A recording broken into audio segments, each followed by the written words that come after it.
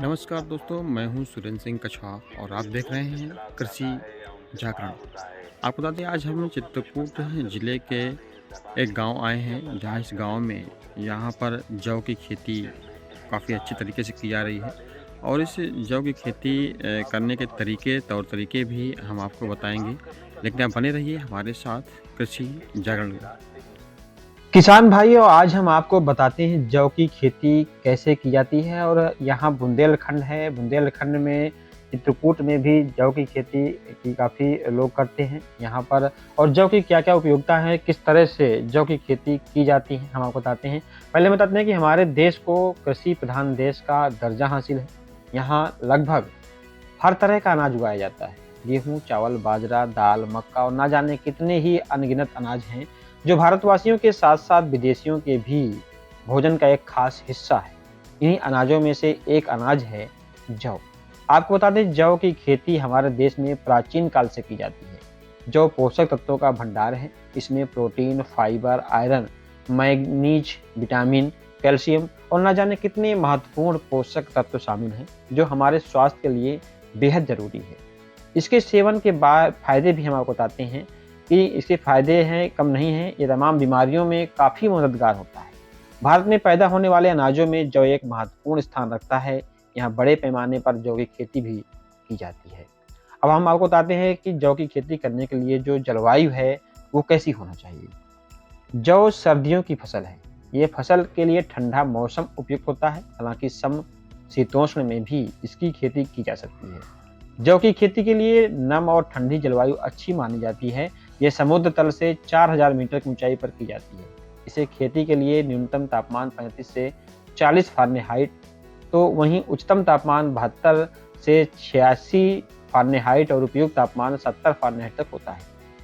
अब हम बताते हैं कि जौ की खेती के लिए जो मिट्टी है, वो कैसी होना चाहिए। खेती चाहे कोई भी हो, उस फसल को पैदावार के लिए मिट्टी का उपजाऊ होना बेहद ज़रूरी होता है।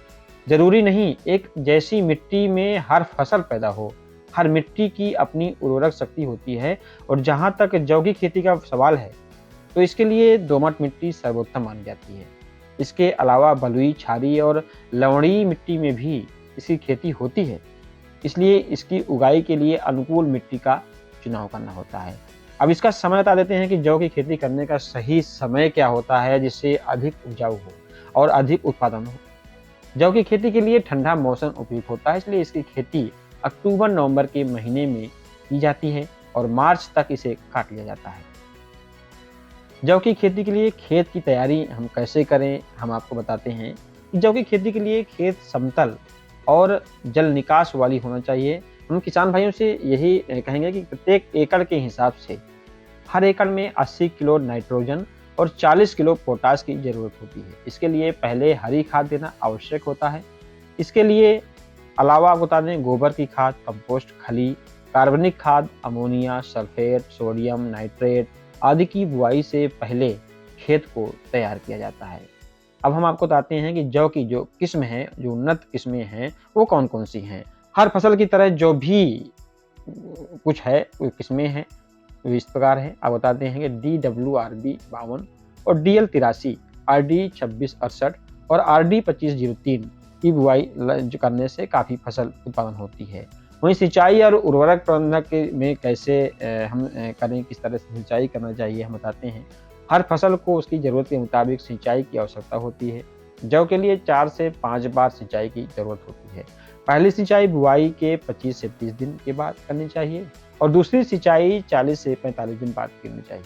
उसके बाद पौधों में फूल आने के समय तीसरी सिंचाई होती है। इसके अलावा इसका उर्वरक प्रबंधन भी सही ढंग से किया जाना चाहिए। फसल को कोई नुकसान ना पहुंचे और उसकी उर्वरता शक्ति में कोई कमी ना आए, इसकी खेती या इसकी देखभाल की खेती करना चाहिए। जंगली चूहे, खरपतवार, टिड्डे, दीमक, गुजिया, विभिन्न माहूद आदि जैसे कीट से इसका बचाव करना होता है। इसके लिए कई प्रकार के कीटनाशकों का भी उपयोग करना पड़ता है। अब हम आपको बात करते हैं कि जौ की खेती में लागत और कमाई क्या है। कहते हैं कि जिस चीज़ में लागत अच्छी लगती हो, उस चीज़ की कमाई भी बेहतरीन होती है। लेकिन कम लागत और ज़्यादा कमाई हो तो समझदारी होती है। जौ से बहुत सी चीज़ें बनाई जाती हैं, इसलिए बाजार में इसकी मांग बढ़ी है। खाद्य पदार्थों और कुछ पेय पदार्थों के लिए जौ का बखूबी इस्तेमाल किया जाता है, जैसे माल्ट, सिरका, बियर, सत्तू, आटा, ब्रेड, बिस्किट, पेपर, बोर्ड, कागज आदि चीज़ें जिसका निर्माण जौ से ही किया जाता है।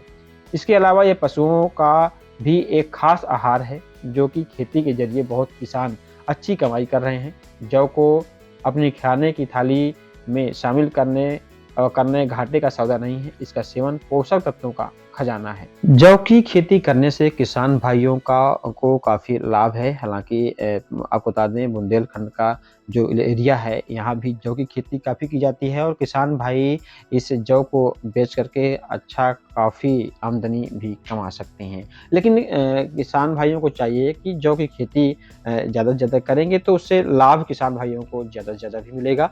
और रख-रखाव के जो गुण बताए गए हैं, उस रख-रखाव और अच्छी किस्म की जौ के जो बीज हैं उसको ही बुआई करें।